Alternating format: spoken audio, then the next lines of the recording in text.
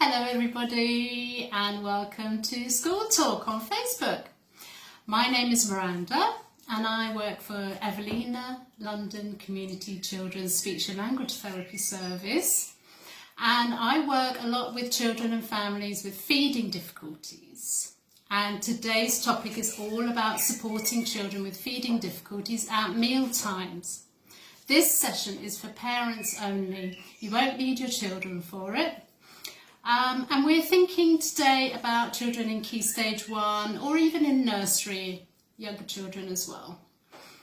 So we know that feeding difficulties can have a massive impact on family life, and that children can have really high levels of anxiety around trying new foods, and this can cause a lot of stress in families. So in children, there's a phase of normal development where children may have fussy eating behaviours, and usually they'll grow out of these. But some children get stuck in this phase, and for some children this can become a real issue where they have a very narrow range of diet. And there can be a whole range of different reasons for this, and a whole range of severity, if you like, from some children having quite mild issues around food and some children having a really narrow diet. So please talk to your child's school or nursery regularly about how your child is getting on with their eating and meal times, as regular communication can really help, and it might help with stress levels as well. Children can be quite different in different settings, so they might be more willing to try a new food in a different setting. And the more we can all work together, the better. So I'm going to share with you today 3 top tips for supporting children with feeding difficulties to make meal times less stressful. So our tip number 1 for today is having a clear mealtime routine. So having a clear routine can really be helpful in reducing children's anxiety, as they will know what to expect every time there's a meal time.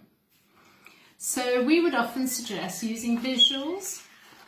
Here's an example. As you can see, my drawing skills are not amazing. Your child might like to help draw a little timetable or schedule of how the meal time will work for them. So in this one we've got washing hands first, sitting at the table or sitting where you sit to have your meal time. It's time for dinner, then it's going to be time to clean up, and then time to go and play.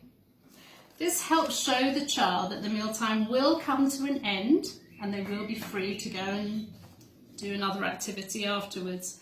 Otherwise they may think it's going to go on forever, particularly if they're quite slow eaters. If your child is not at a level where they can understand these pictures, symbols, you could use objects for some of these, like showing them their plate or bowl and showing them a cloth that it's time to clean up. Or one idea is to have a little song as well for each thing. You could make up a song around washing hands, time to sit, and now it's time to eat. So that's our top tip number 1. Mealtime routine. So our top tip number 2 is eating together. It's really important for children to see other people eating, and we know that children learn through watching and copying others. Even if they're eating something different, they'll be exposed to seeing the foods that the rest of the family are eating, which is an important step. So some children are more likely to try a food if it's on somebody else's plate, especially if they really look up to an older brother or sister, and they may be more likely to try it or explore it if they see their brother or sister doing it.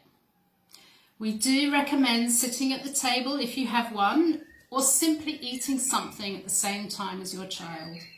Ideally with not too many distractions like the TV on in the background, so that they can focus on you and what you're doing and the food. It's really great if you can talk about what you're eating a bit. Talk about, so, oh look what I've got. I've got a satsuma. How does it feel? It feels soft and squishy. It's round. What else? It's orange. Can you help me peel it? Oh, well done, you helped me. What's inside? Oh, I've got something else. This one's not round though, this one's a square and it's got lots of little holes in it. This one's not squishy, it's quite dry and crumbly. Right, snapped it. Look, it broke into pieces. Notice that I'm not saying, oh, do you want to taste it or try it?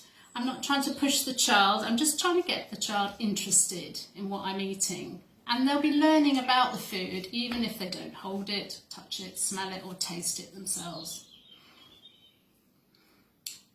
But it will help them, all the information that I'm giving them, it will help them if one day they do decide to put it in their mouth. They won't be shocked to find it's dry, because I've already been talking to them about it. And that is our top tip number 2. Finished. And now for our last top tip. This is getting your child involved in cooking or food preparation. So, even if your child does not eat it, it's really great if they can handle and touch and maybe smell it. So they'll get exposure to the smells and sights and feels of foods, again to help them learn about the foods. Now, children are often more willing to engage in handling foods if they don't think they're going to have to eat it, if they think they're helping. So if they could help you around the kitchen, they'll be learning about foods as they do. And if your child won't cope very well with cooking or making a cake, if that's going to be a bit too much or too complex for them, one simple thing they could do is just pass the food. So pass the satsuma to your brother. In the passing of the food, they've handed it, they may have got a little trace of it on their hands and they probably get a bit of a smell of it if it's something like a fruit, without even being aware of it. So this is a step towards them learning about foods without the pressure to eat it. So just be careful that if your child finds it really difficult to touch sticky or wet foods, you might have to make it a bit easier for them by giving them a dry food to pass to someone else, like the cracker.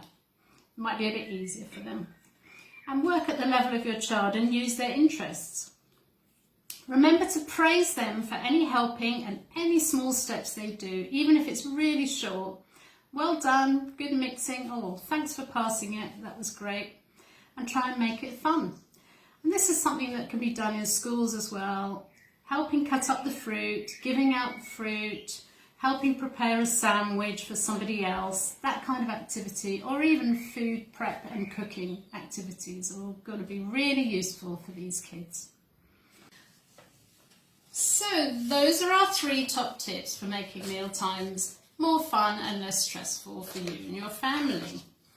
Remember, if you are very concerned about your child's eating, please do speak to a health professional, GP, health visitor, or a therapist, or your school or nursery if you're worried, so that you can access some further support. So please check our Facebook page for our other School Talk videos, and please let us know if there's any topics you'd like us to cover in the chat, and we will do our very best. Thanks for watching.